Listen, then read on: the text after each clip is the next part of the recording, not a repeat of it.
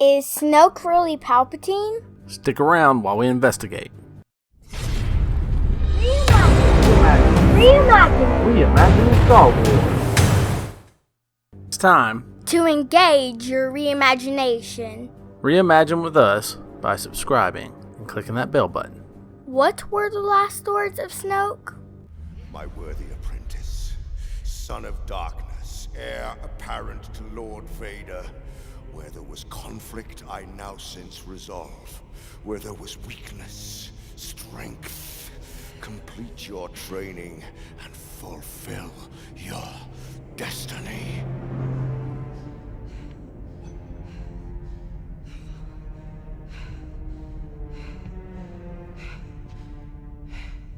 I know what I have to do.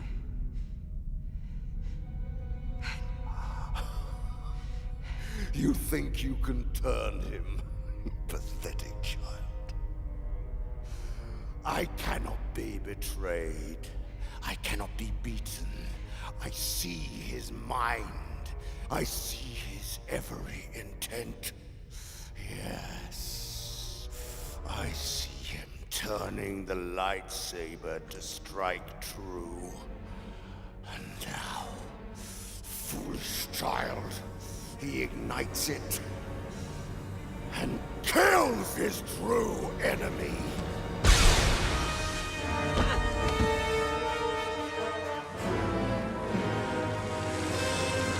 And whose laugh is that in the trailer?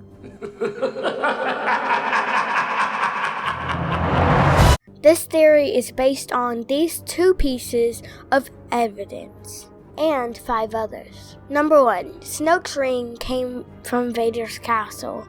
Number 2, the Dorothy statues in Palpatine's office. Number 3, the words of Snoke in the Force Awakens novel. Number 4, the bright star in Vader Immortal. Number 5, the promotional summary of the Kylo Ren comic. Alright, we're going to go over a couple of articles with the evidence that we listed, mostly. Some of those will be ideas that we're going to interject into these articles. The first article comes from We Got This Covered. In April of this year, it was revealed that Ian McDiarmid would be reprising his role as Emperor Palpatine in the upcoming Star Wars Rise of Skywalker.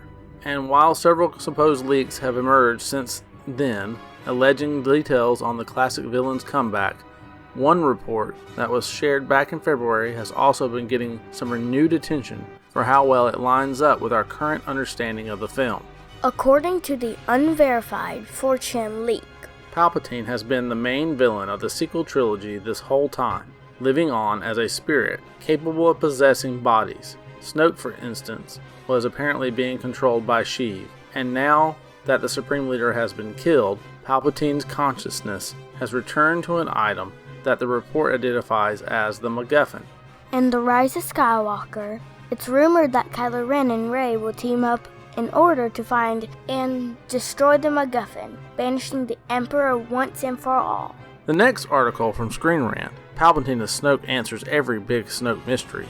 Snoke's minimal backstory seems to have some significant connections to the events depicted in the rest of the Skywalker saga, yet he's not a character we've ever seen or heard of before. Even the books, comics, and animation, which take a much deeper dive into areas not explored in the movies, don't reveal who Snoke is or introduce any new characters that could turn out to be Snoke. Not only does Snoke have a connection to past events, but he also holds a sort of grudge against the Skywalkers and the New Republic.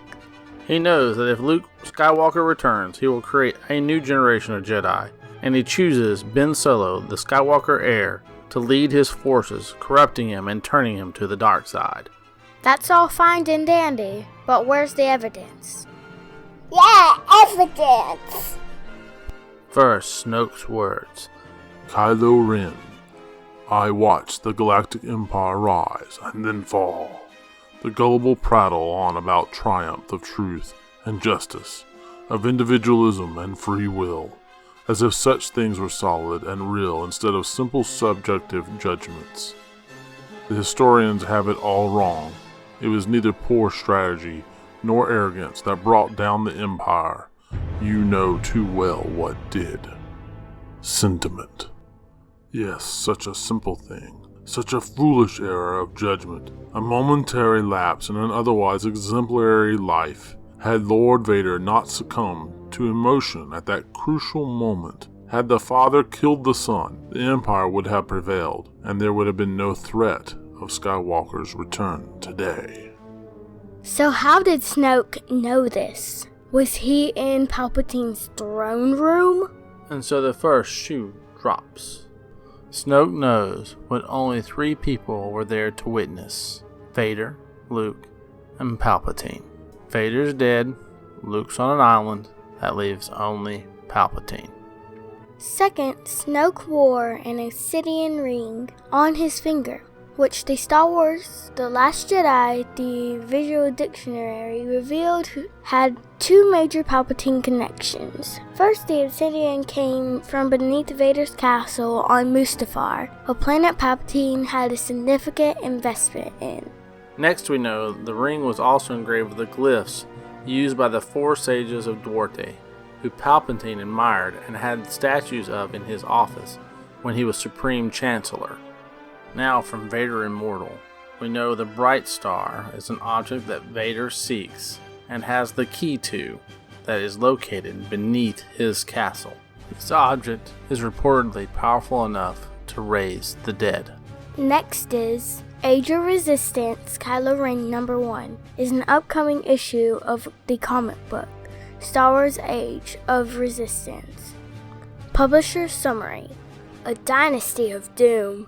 Anakin Skywalker cast a long shadow. Can Kylo Ren ever escape his infamous grandfather's reputation? Or will he succeed where Darth Vader had failed? What did Darth Vader fail at? Killing Palpatine? Nothing will stand in our way. I will finish what you started. So while there was no clear connection, the circumstantial evidence more than speaks for itself. There's really no conclusive evidence to prove Snoke wasn't Palpatine, but much of that is due to the lack of information about Snoke in general.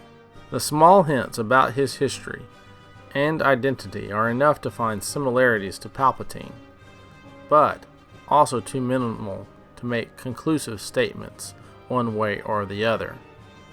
So while the strongest argument against the theory is that it requires a number of assumptions to fill the blanks, the fact that Palpatine is Snoke theory also satisfactorily answers or expands on some of the biggest mysteries that surrounding Snoke, making it too compelling to dismiss. While we're not going into it in this video, there's even another theory that it's been Plagueis all along, referring to his music in both The Force Awakens and in Revenge of the Sith. Did you ever hear the tragedy of Darth Plagueis the Wise?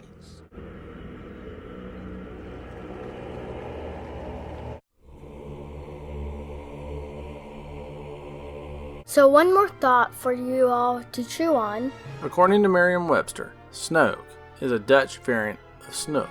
Snook has 2 meanings: a gesture of derision, or also known as a fish. Now, this is important for this little tidbit. In the 1880s, British slang used snooker to describe a newly joined cadet, first term from the Royal Marine Academy, likely because he was a fish out of water and easily deceived. By the early 1900s, the term snookered, or to snooker, meant to cheat or deceive someone, and that came into common vernacular.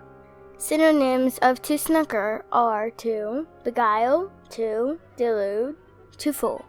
Now, before you say this is too much of a stretch, let me remind you of when the basic consensus was that Vader was the Dutch-German version of father. Did Lucasfilm reach back into the Dutch lexicon? I am not saying it's definitive, but in the light of all the other pieces of evidence, have we been Snokered the entire time?